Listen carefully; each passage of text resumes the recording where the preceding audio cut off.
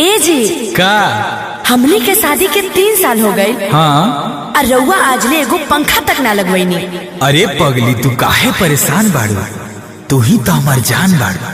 पंखा का तहरा खातिर तो कुछ लगा दे। ओके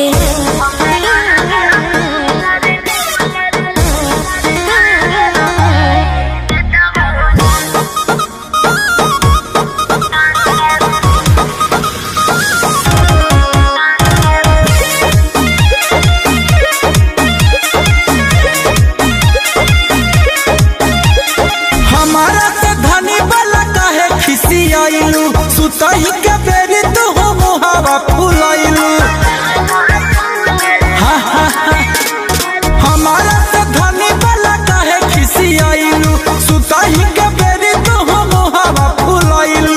लागेला तो रमिया बेनिया डोलाई देता हो ना। ए राजा हो हमारा ला कूलर लगा हवाई देता हो ना। ए राजा हो हमारा ला कूलर लगा हवाई देता हो ना।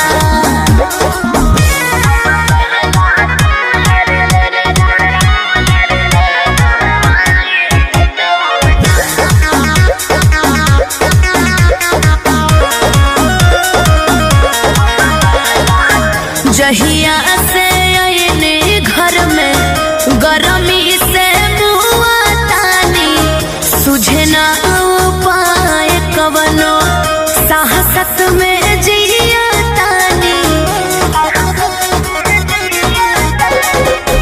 जहिया से आईने घर में गरमी से मुआ तानी। सुझे ना उपाय कवनो साहसत में जिया तानी। कुराती के खोल दे बटमिया गरमिया कम लागी हो।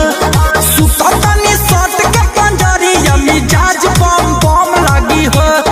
पानी पिए खातिर एगो आरो मंगवाई देता हो ना। ए राजा हो हमारा ला कूलर लगा हवाई देता हो ना।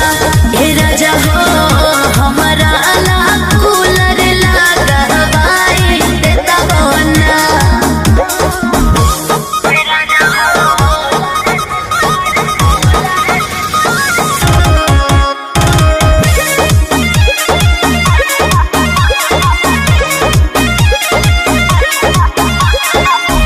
मन नाही करे सैया रहे के घर में हो।